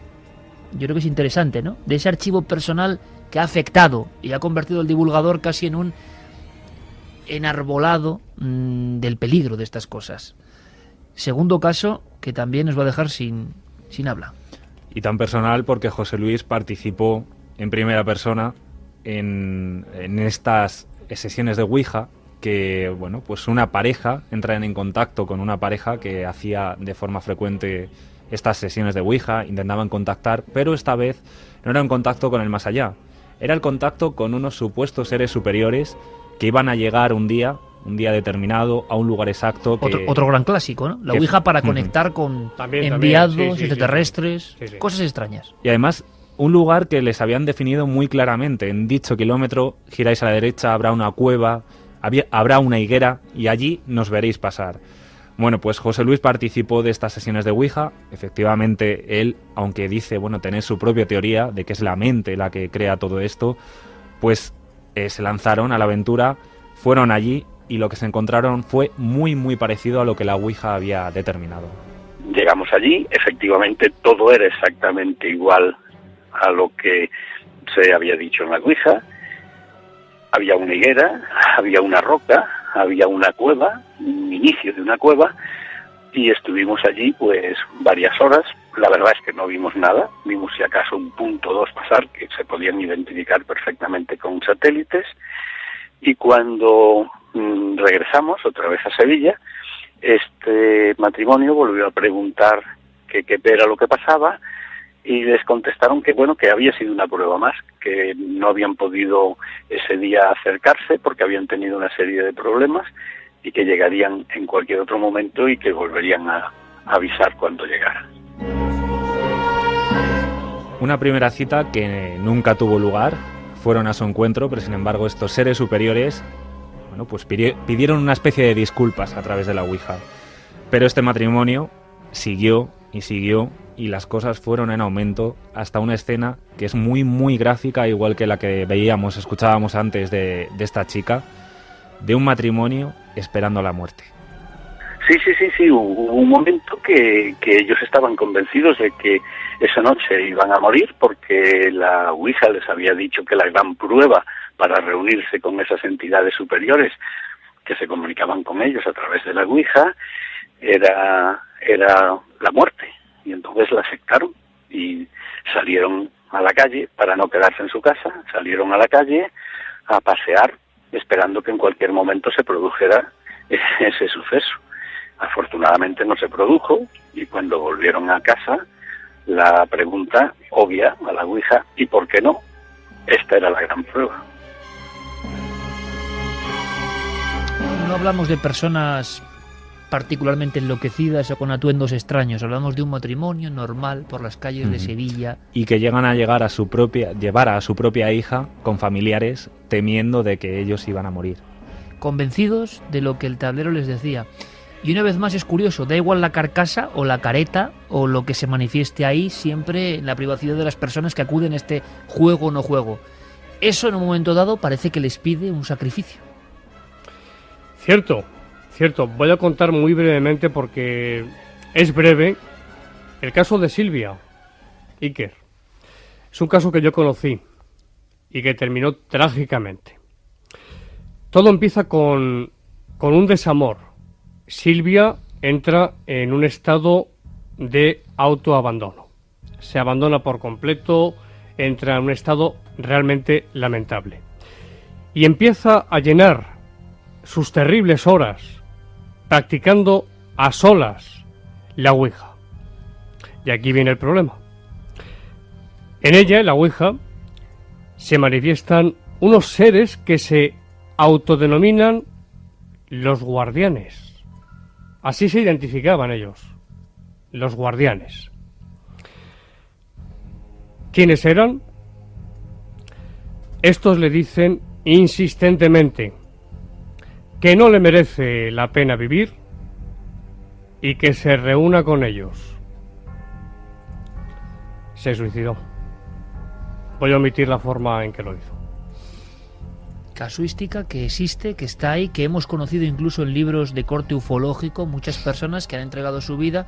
Hubo un caso muy famoso de un niño mexicano en el 77 que fue portada de todos los periódicos, que llega a tener la frialdad de dejar el mensaje de Ouija escrito en un lado del papel, del pequeño folio infantil cuadriculado, y por el otro lado una carta a su mamá, porque unos seres de X planeta le estaban comentando que debía arrojarse por la ventana en su piso 18, si no me equivoco, en México. En este libro también Edmond Grusch cuenta el caso de dos niñas de 13 y 14 años en Zúrich, en Suiza, que pues estaban, la verdad, que obsesionadas con la Ouija. En cierto momento esa Ouija les da un mensaje, les dice que tendrán una vida bastante dramática y que no llegarán a los 18 años. Ellas tenían 13 y 14. Antes de que pasara ese tiempo, deciden agarrarse de la mano y tirarse desde el 5º piso de la ventana del dormitorio de una de ellas, matándose. La Ouija de nuevo ante un suicidio, en este caso colectivo. Haremos ese debate en próximas fechas en Cuarto Milenio, viendo los investigadores de Ouija qué piensan y los investigadores de la mente qué piensan. El lado más científico y el lado, si quieren, más heterodoxo o más investigador de lo fenomenológico. Pero está claro que hay algo que no acabamos de controlar muy bien. Hay una especie de, imagino, de terror acumulado del ser humano e incluso de violencia contra nuestro propio yo que no entendemos, que cataliza con la conexión de algo que está ahí y se despierta, o es ese algo el que maneja.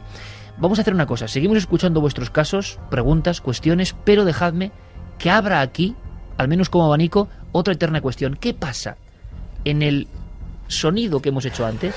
En este caso una planchette entre el sí, el no, esa tabla. ¿Cuántas horas de Ouija se habrán practicado en el mundo?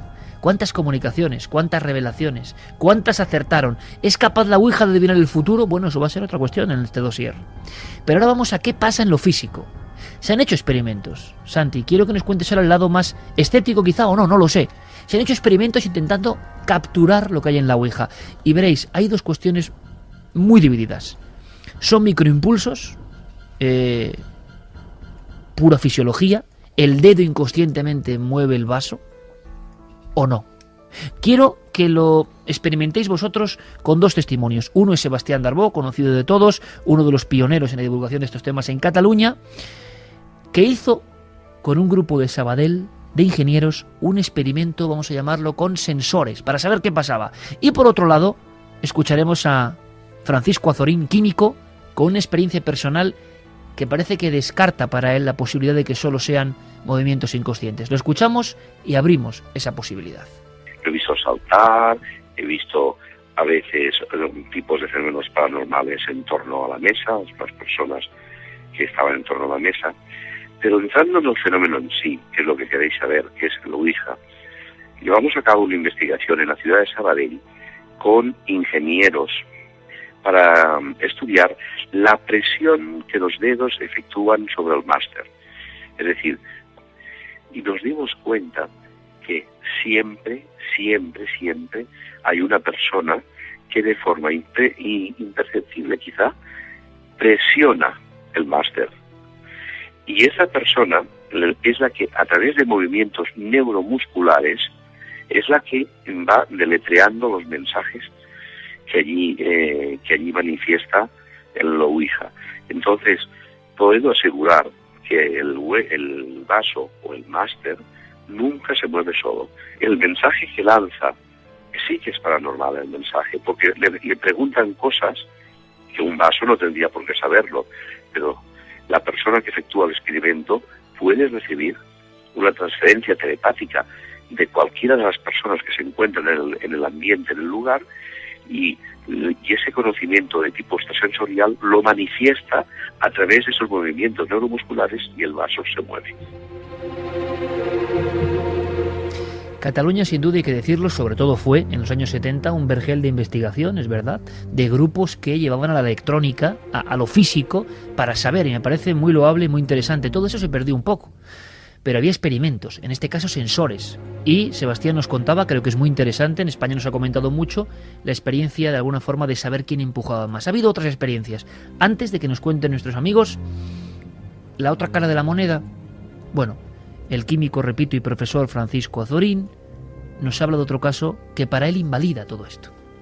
Conocimos a una señora en Alicante porque resulta que su hijo, un hijo a la que ella quería mucho, llamado José Jaime, había muerto en un accidente de tráfico.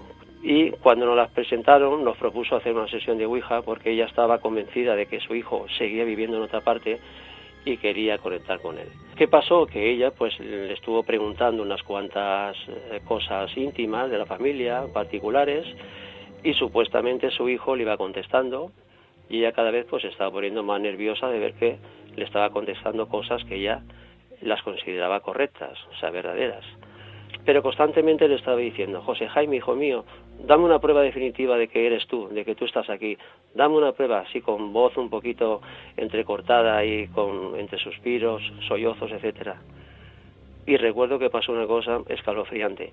Yo le había dicho que para mayor afinidad nos sacara una foto de su hijo José Jaime, una foto bastante grande con un marco bonito, y la tenemos apoyada allí en la mesa. Estaba fuera del tablero de Ouija, pero para que todo el mundo viera la foto de ese chico y pudiéramos concentrarnos en él. Pues bien, lo que pasó es que hubo un cierto momento en que se hizo un silencio increíble y el vasito, cuando nadie no lo podíamos esperar, se desplazó por el aire y se estrelló contra la foto de José Jaime, del hijo de la señora esta. Se cayó el cuadro, no se rompió el cristal, pero prácticamente se quedó un poquito desencajado el marco. Bueno, esto he sacado a colación este caso para terminar diciendo lo siguiente. Esa teoría que existe de que el vaso se mueve mediante microimpulsos, bien de la medium o de alguno de los participantes, no siempre es así. Hay veces que el vaso se mueve con tal velocidad lineal, con tal velocidad angular a veces, dando vueltas, que los dedos y la mano pierden contacto con el vaso. Ahí no puede haber microimpulsos de nadie.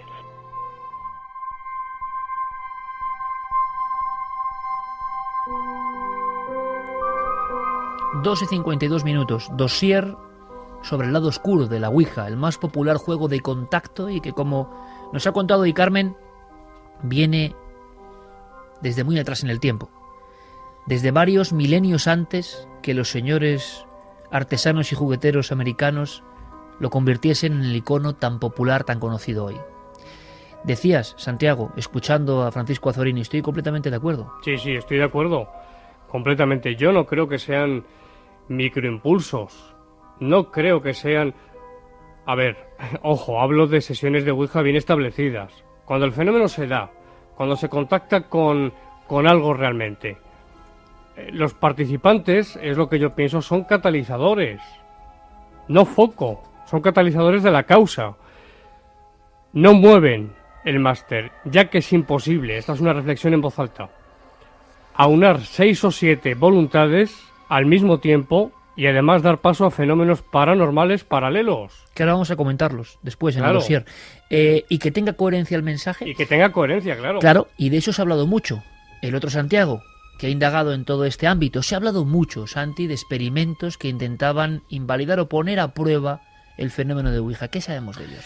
Pues los experimentos los hay para todos los gustos y son muy contradictorios en sus resultados. Fíjate que el primero que he encontrado procede de la revista Popular Science de la fecha, agárrate, febrero de 1921. Ya se hablaba de Ouija. No se hablaba, se hacían experimentos muy elaborados, como este, hecho por un científico hindú que se llamaba Abhay Pisei, que hizo la primera Ouija ciega eléctrica.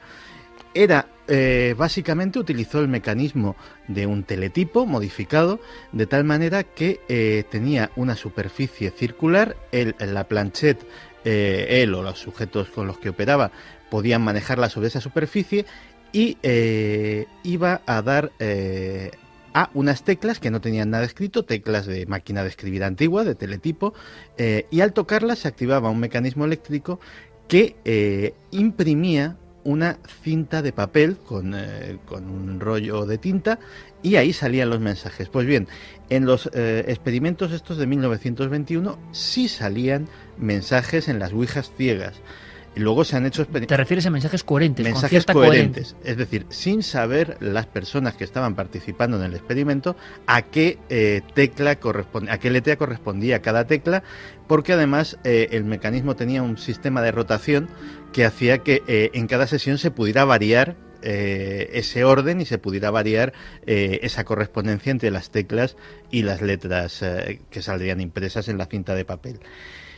En el otro lado, el experimento que más mencionan los escépticos es el de un profesor de secundaria llamado Larry Bayou, que se le ocurrió hacer el experimento de hacer más que una ouija ciega, una ouija con sujetos ciegos, o más que ciegos, cegados, con los ojos vendados. Y comprobó que los sujetos con los ojos vendados no recibían absolutamente nada. El experimento es controvertido porque, aparte de que no sabemos exactamente el estímulo visual que parte tiene que ver con esto, también se decía que los sujetos experimentales estaban sometidos a una gran tensión porque venían a ser alumnos del tal profesor, etcétera, etcétera, y que bueno, que aquello no tenía muchos visos de salir. Mucho más aceptado por la comunidad es un experimento muy parecido al que nos relataba Sebastián Darboux.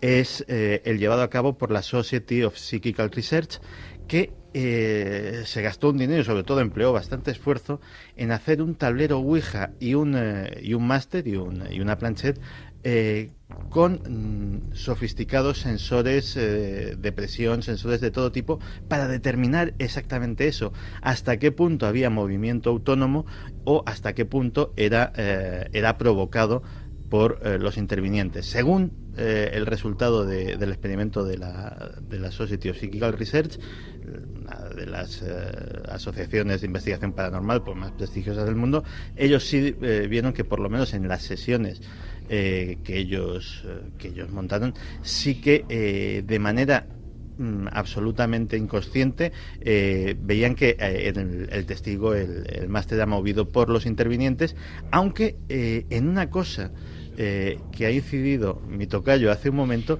se sorprendían muchísimo en esos resultados, y era la tremenda coordinación que personas que no estaban evidentemente de acuerdo, que no tenían nada que ver, parece ser que ellos, la precisión de sus sensores podía determinar quién hacía qué, y es que no lo hacía uno, lo hacían todos, pero de una forma coordinados como el más preciso de los valetes. O sea, esos cerebros parece que habían hecho una especie de reunión inconsciente, sí.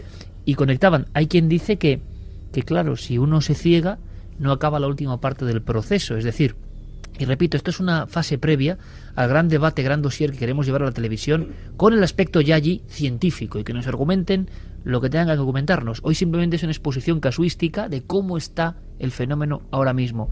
Bien es cierto que algunos defienden, Santiago, que como es catalizador y no foco, uno tiene que ver el contenido. Si se bloquea esa última parte no tiene sentido, porque algo está... somos como antena de eso. Claro, es que es imprescindible que los sujetos puedan ver. Se ha comprobado en laboratorio, en otros fenómenos paranormales, que cuando se somete a un sujeto a una presión emocional, el fenómeno no se produce. Esto es empírico. En muchos grandes dotados, en muchas personas, en cuanto las metes en esa... Claro, y los más escépticos, Santiago, con lógica razón, dirán, es que no existe el fenómeno. Sí, pero la actuación del dotado debe ser espontánea y debe estar sometido a las menores presiones posibles. ¿Sabes lo que me recuerda a mí eso? ¿A qué? Pues fíjate, cuando te dicen en determinado lugar la gente del pueblo ha visto una especie de sombra que cruzaba la carretera o una serie de alaridos, de lamentos, y nosotros vamos con toda nuestra buena intención, cartografiamos todo eso con cámaras, nos llevamos el mejor aparataje del mundo, sensores, pero el fenómeno no le da por salir, porque sale cuando le da la gana, cuando quiere, y no precisamente cuando tú quieres capturarlo con un método científico. Ahí está la duda. Vamos a continuar, porque creo que el tema lo merece, que el tema es apasionante, con vuestras preguntas, vuestros casos. ¿Es capaz este tablero tan inocente? Por lógica, bueno, ¿cómo una cosa tan espiritual va a comunicarse de esta forma tan burda, dirán algunos? ¿Y ha dado pruebas de que adivina el futuro, por ejemplo? ¿Y qué son esos fenómenos concomitantes alrededor de la Ouija? Pues todo eso y mucho más si nos acompañáis. Y aparte, lo dejo ahí, ese visado para el futuro.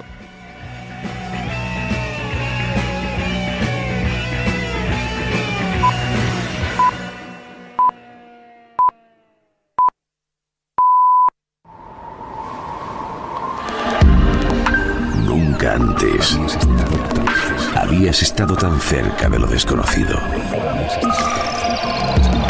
Milenio 3. Cadena Ser.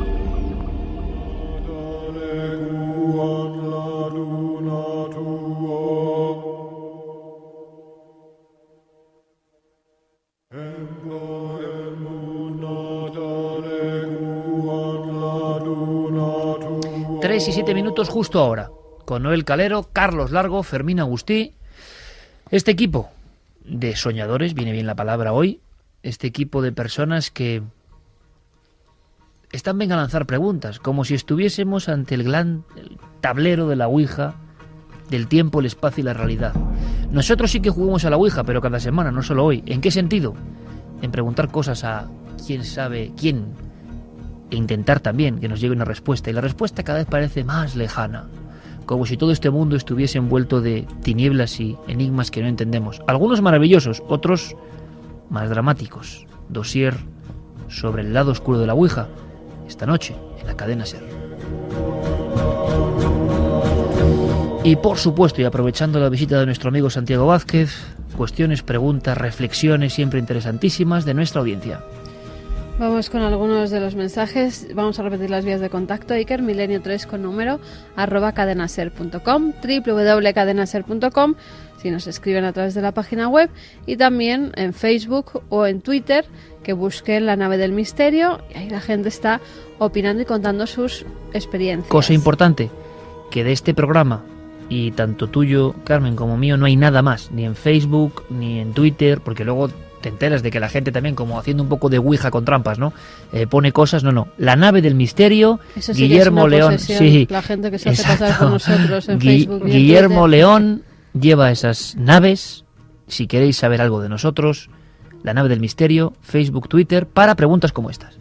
Georgina desde Tarragona dice que ya solía practicar la Ouija hace mucho tiempo, que una noche decidió hacerlo sola delante de su hermana gemela, que se puso a llorar porque no dejaba de moverse el vaso y su hermana gritó que parara. No he jugado más.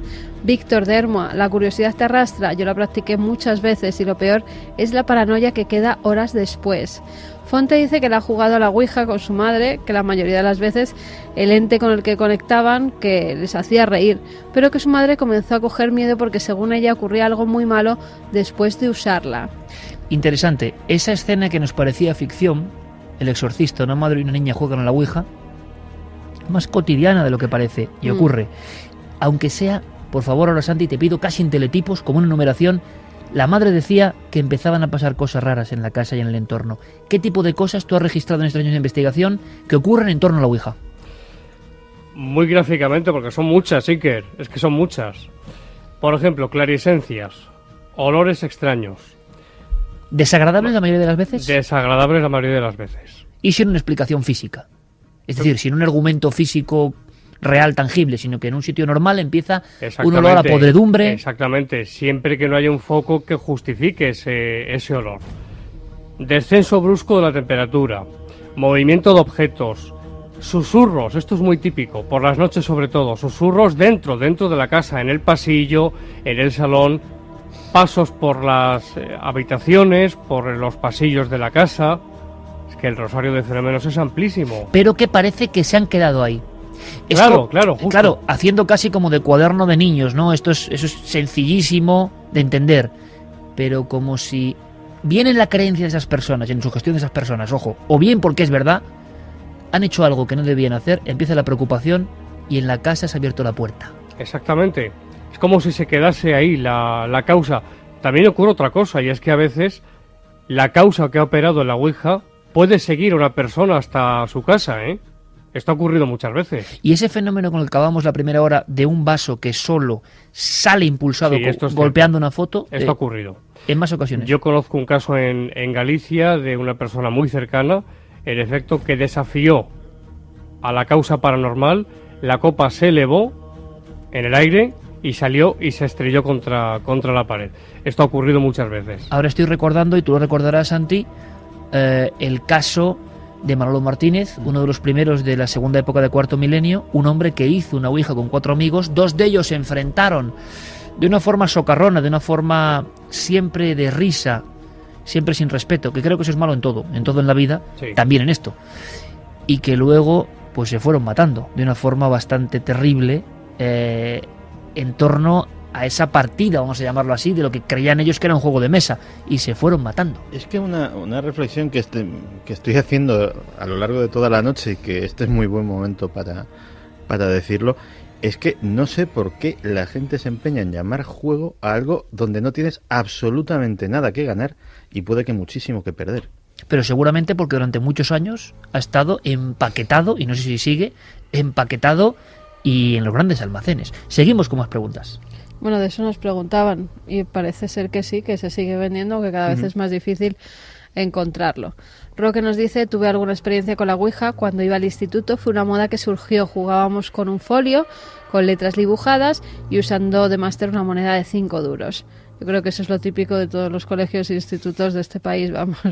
Irene dice: la Ouija era para mí como una adicción emocionante, vibrante, hasta que tuve una experiencia tan impactante que hoy, después de más de 10 años, aún no asimilo. Juré no volver a practicarla, cuidado. Fíjate si es típico. No voy a citarla. En una localidad muy cercana a Madrid, en la ciudad dormitorio de Madrid, hubo, yo creo que hasta día de hoy, una de las pocas intervenciones de la Guardia Civil en el interior de un instituto de secundaria. Esto fue en la década, a principios de la década de los 90. Y todo empezó con un juego de Ouija.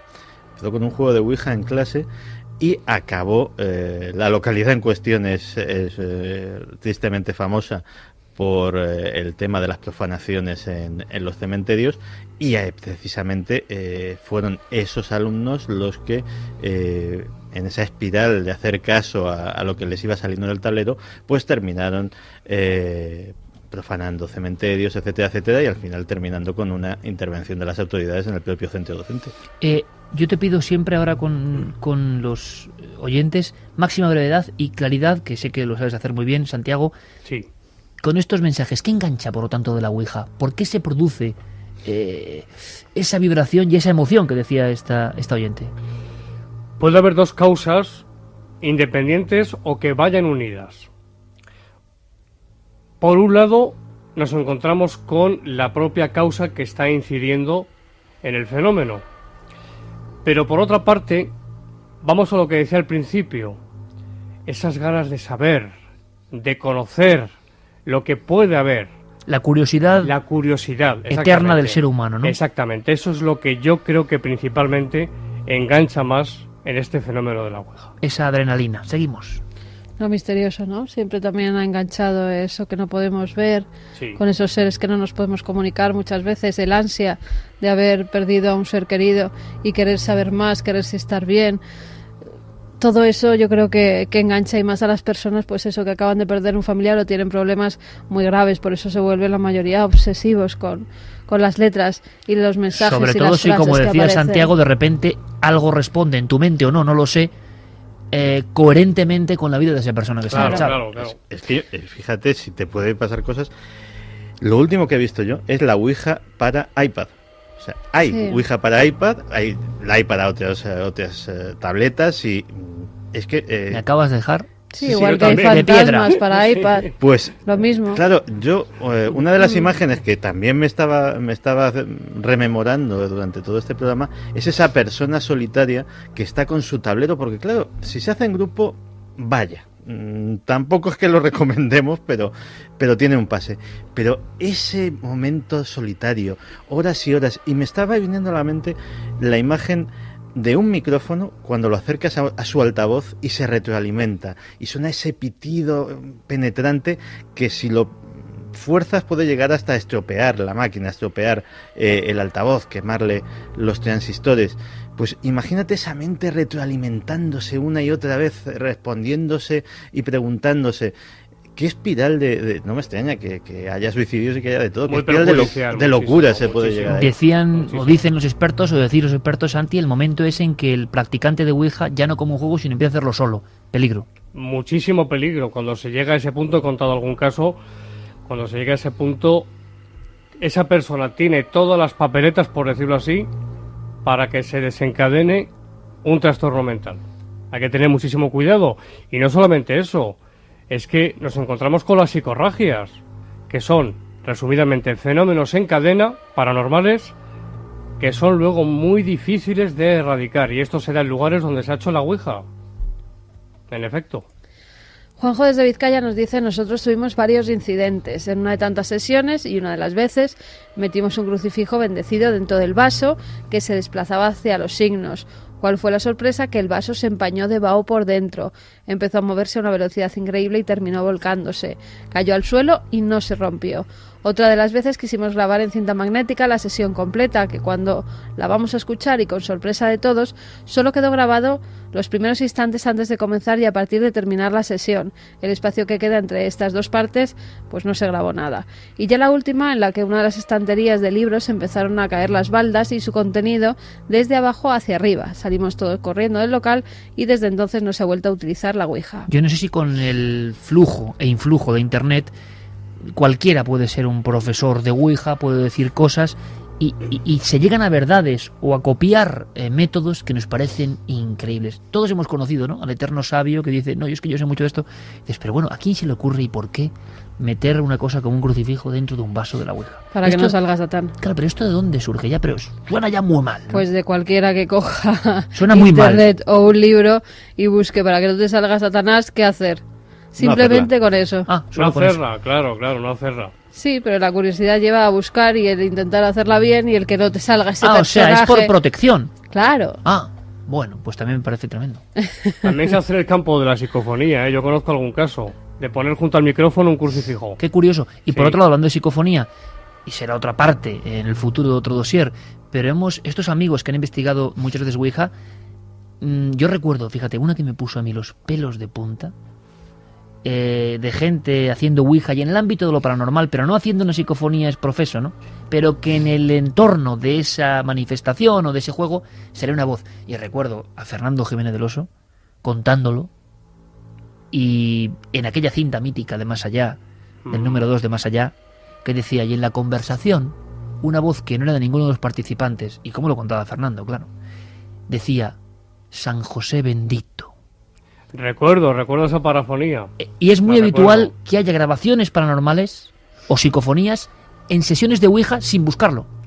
Cierto, en el Poltergeist de Embajadores del año 90 o 91, no recuerdo ahora mismo, todo empieza con una sesión de espiritismo y una parafonía que graba don Germán. Clarísima, que si quieres algún día podemos traer. Pues sí, porque es un caso muy interesante y poco conocido a nivel Exactamente. actual. Y además con una fenomenología muy abundante. La voz decía lo siguiente, una voz masculina, firme. Han conseguido contactar. Toda esa fenomenología poltergeist empezó con una sesión de espiritismo.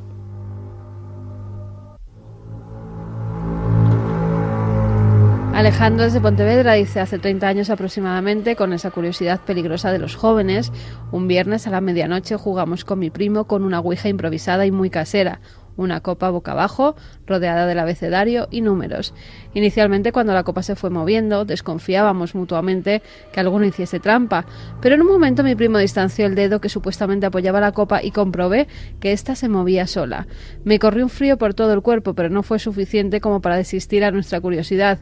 Invocamos un espíritu presente y respondía cosas increíbles, pero repentinamente sentí cómo una mano me oprimía el pecho y le pedí a mi primo detenernos. Así lo hizo con cierto asombro y sobresalto, más aún cuando observó que lo que oprimía mi pecho hizo desplazarme casi medio metro aún sentado en la silla. Luego no pasó nada más, aunque tuvimos casi toda la noche para reponernos del susto, lo suficiente como para no practicarlo nunca más. Un detalle, ¿la Ouija qué datos puede llegar a dar? Vamos a escuchar a Paloma Navarrete, muy brevemente. Es otra de las amigas y amigos que ha querido contarnos experiencias. ¿Qué puede saber la Ouija que no podemos saber lógica o racionalmente? ¿Qué elementos hay de, quizá, conocer el futuro o verdades que no están al alcance de los presentes? Escuchad esta historia porque es absolutamente gráfica. Y entonces hicimos una Ouija en presencia de la dueña de la casa, ¿no? Era una casa con muchísimos fenómenos paranormales. Y en esa Ouija, cuando preguntamos, apareció alguien, ¿no?, moviendo la planchette, y preguntamos, ¿quién eres?, contestó, el amo, soy el amo. Claro, nos tocó muchísimo porque el dueño de la casa pues estaba vivo y su mujer estaba con nosotros, ¿no? Entonces nada, seguimos preguntando y al final le dijimos que no podía ser porque el dueño estaba aquí y él contestó, la compró, la cambió, le conozco. Y la señora que estaba con nosotros empezó a ponerse muy nerviosa y nos dijo, me lo temía, y nos contó la historia de la casa, ¿no? Efectivamente, la casa era de un señor, de un hombre poderoso de esa ciudad que en el tiempo de la guerra pues lo sacaron de esa casa, se lo llevaron y le dieron un tiro en la cabeza. Y el que había comprado la casa era familia, pariente del que participó en ese paseillo, digamos, del dueño. Entonces eso nos dejó absolutamente sorprendidas, porque además ya inmediatamente descubrimos quién era la identidad de ese personaje que se paseaba por la casa y que hacía la vida imposible a toda la familia. Ya lo que faltaba, muerte, venganzas, guerra civil, por desgracia, ¿no? Tan presente en muchas cuestiones y que afloran con lo paranormal. Santi, lo mismo, en esa concreción, hay casos donde la Ouija revela cosas que casi nadie conoce. Indudablemente. La respuesta es indudablemente. Cabe pensar en dos posibilidades. O bien se pone en marcha un fenómeno de percepción extrasensorial, pero claro, eso tiene que traducirse luego en el tablero, aunando todas las voluntades de los presentes, a través de un fenómeno de clarividencia. Toda esa cadena de cerebros, claro, digamos que crece en potencia y consigue cosas que parecen maravillosas, o lo de siempre, algo desde fuera. Exactamente. Informa. Exactamente. Esas son las dos posibilidades, no caben más. Nos dice, me llamo Fernando Alcázar y os escribo desde Barcelona. Cuando era un adolescente practiqué varias sesiones de Ouija con amigos, sin tener ni idea, sin tomárnoslo en serio. En una sesión, el ente con el que nos comunicamos nos pronosticó algunos sucesos que nos pasarían a cada uno de nosotros. No recuerdo el de los demás participantes, pero sí que me acuerdo del mío. Me dijo que me asfixiaría. Yo no me lo tomé en serio, pero qué casualidad que al cabo de unos 2 o 3 días cenando con mis padres me atraganté, hasta el punto que me tuvieron que practicar la técnica Heimlich para poderme salvar. Desde entonces no he vuelto a tener contacto con una Ouija ni intención alguna de practicarla. Muchas gracias por ser tan grandes contando todas estas cosas que muchos no hacen por miedos y prejuicios. Nosotros ningún miedo, ningún prejuicio, pero Santiago, muy interesante, y sé que entiendes lo que te voy a preguntar porque pasa tantas veces. ¿La causa paranormal sabía eso? ¿O la persona se obsesionó tanto que no tomó las medidas y acabó atragantándose por el terror, el miedo y la sugestión? Caben, claro, están las dos posibilidades, pero lo que sí es cierto es que a través de la Ouija, como bien sabéis, se da el fenómeno de la precognición. Es decir, tienen conocimiento de futuro, como ocurre también en el fenómeno de las parafonías. Tienen conocimiento de futuro que se cumple. Puede ser que una mala idea por inducción se pueda cumplir. Como hipótesis lógica, es plausible, pero también es cierto que, y esto es lo interesante, en muchísimos casos no hay conocimiento de ningún dato que pueda llevar al cumplimiento de un suceso y sin embargo este se produce. Mucha gente, Carlos Moreno por ejemplo, dice que cree que el 95% de lo que sucede en las sesiones de Ouija es fruto de la sugestión mental, el otro 5% no tiene explicación lógica y eso es lo que realmente atrae del asunto. Y cómo me gustaría a mí saber qué es la sugestión mental y los misterios que encadena. Julio Rosales dice, hace 18 años solía hacerlo a menudo, el vaso se movió muchas veces, pero la única que sé que fue real es cuando hablé con una compañera de trabajo que había sido asesinada meses antes. Apareció muerta el día de Año Nuevo en la casa de campo de Madrid, la prensa lo recogió. Meses después, haciendo una sesión con una amiga que no sabía nada de esta historia, alguien que decía ser ella se manifestó. Me dio datos sobre su infancia que yo desconocía, por lo cual no le di mucha importancia. 2 años después, por casualidad, conocí a sus amigos de infancia. Todo lo que me había dicho era real. Desde entonces no lo he vuelto a hacer. Yo solo quería una prueba y la tuve. Un abrazo fuerte. Pues desde luego encargo a nuestros compañeros Carlos Largo y Fermín Agustí que estén muy atentos a este caso, a esta historia concreta, porque si hay esos datos, hay un cadáver, nos interesa saber porque son pruebas. Y yo quiero recordar aquí, porque son muchos los amigos que teníamos citados, a Carlos Fernández, el gran investigador y periodista gallego, que, bueno, en Cuarto Milenio nos abrió las puertas a un caso impresionante, cadáver hallado en el monte, sin identidad, sesión de Ouija, aparece un nombre, Rosa, una identidad, Portugal, un hijo, y la hija estaba ahí dentro de ese cadáver, y datos que nadie sabía y que se corroboraron tiempo después. Es increíble, y estos casos han ocurrido, claro, uno de no sé cuántos, pero ahí están. Y Carlos, persona honesta y muy seria, investigó el asunto. Le pediríamos de este a Julio caso. Rosales que nos volviera a escribir dándonos alguna forma de contacto donde podamos charlar con él sobre este caso.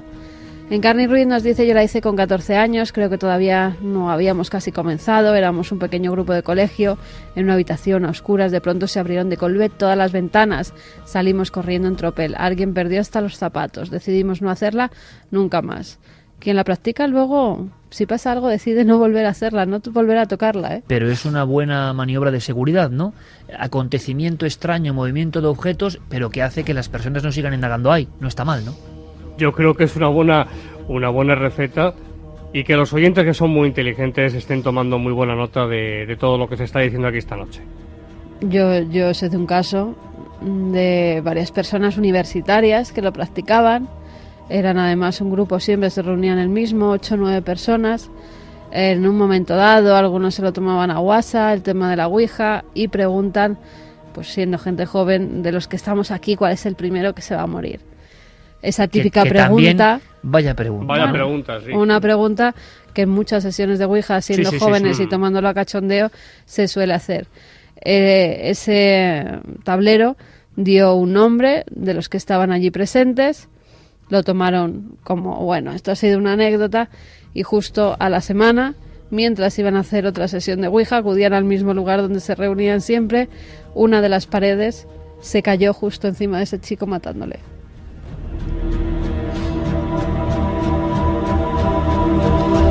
Y teníamos una encuesta. Y tenemos una encuesta y pueden seguir votando en ikerjiménez.com.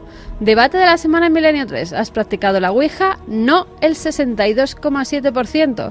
Y sí, el 37,3%. Pues está bien, ¿eh? Que no lo practiquen. Está bien. Y hay una cosa, quedan muchísimas por contar, por supuesto. Y nosotros, yo creo que en un par de semanas, si es posible, haremos en Cuarto Milenio, en esta combinación de datos y con lo que nos estáis contando, una nueva investigación y debate a tumba abierta. Proceso a la Ouija, claro que sí, porque estas grandes claves nos interesan. Pero hay una cuestión sumamente interesante. Antes incluso de la creación del alfabeto, antes de la creación de las propias tablas que dan espinazo al sistema de la Ouija, ya había Ouijas primitivas en el antiguo Egipto que en el fondo determinaban el ansia del ser humano por saber más, un ansia que puede convertirse en peligro. Yo acabaría simplemente con unas recomendaciones. Ya sabemos que la de no jugar a la Ouija, pues es evidente.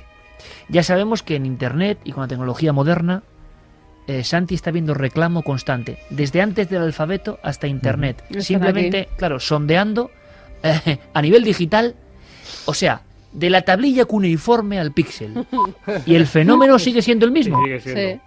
Y está ahí. En la online tienes que escribir una pregunta, la das a preguntar, pones el ratón encima de la planchette y al parecer te da un mensaje. Muy bien dicho lo del parecer, porque la mayoría son burdas cosas que no tienen ningún sentido, pero que saben que enganchan, porque tendremos coches, microondas, internet, satélites y casas de ladrillos.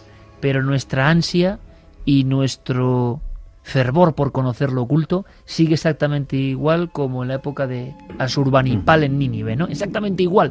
Eso no ha variado, les guste o no, a los que dominan el mundo o los que sea.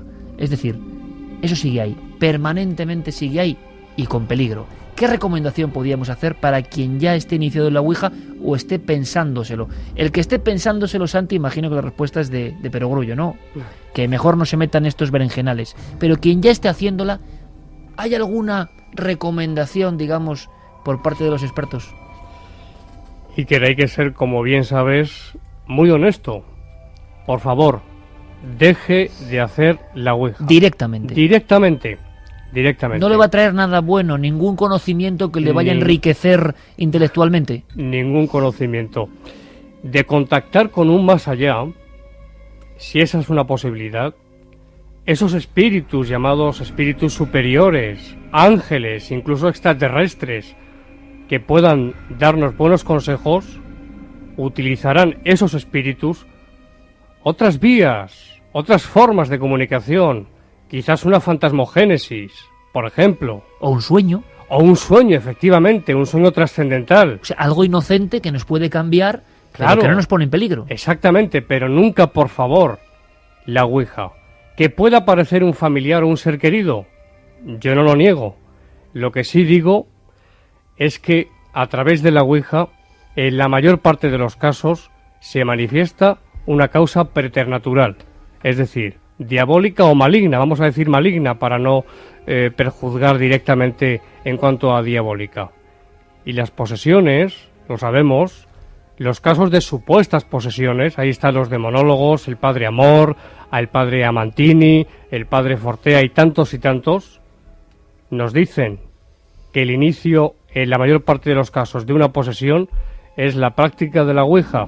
Lo hemos escuchado en todos los exorcistas que hemos podido entrevistar, y son unos cuantos. Es que es así. Que se les está llenando la iglesia de gente que practica la Ouija o que está en grupos de corte no muy recomendable. Acabo con un dato. La Ouija, cuando la sacó al mercado Parker, llegó a vender más que el Monopoly. Y por último, que del 2001 al 2011 era una de las épocas doradas de la Ouija. Eso está comprobado, Santi. Sí, eso está comprobado, y de hecho ya te digo, el dato coincide con eso. La gente que en época, concretamente en Estados Unidos, en época de guerra, quién sabe si para contactar con sus familiares caídos en combate, pues se agarra a esta tabla como tabla de salvación. Yo creo, Iker, en 5 segundos, que el ser humano, y más en determinadas circunstancias, tiene un anhelo, aunque sea inconsciente, de trascendencia. Lo que sucede, queridos amigos, es que el camino, en este caso la Ouija, no es el adecuado. Busquemos el camino adecuado. Mira, Iker, yo me quedo con las palabras que pone en la portada Edmond Grush, que es un especialista, ha dedicado su vida al estudio de la Ouija, y así se titula su libro, La tabla Ouija, juego entre comillas peligroso que conduce a obsesión, posesión, locura, crimen y suicidio. Y que no deja de ser un misterio, un enorme misterio. Me gusta mucho eso, de el anhelo trascendente del ser humano. Quizá este no sea el camino, el anhelo sigue ahí, habrá que encontrar el camino, habrá que encontrar ese cordón, ¿no?, hacia los otros mundos que nos han vedado y de los cuales hemos sido apartados abruptamente. Si te gusta el contenido, suscríbete, activa la campanita y dale al like.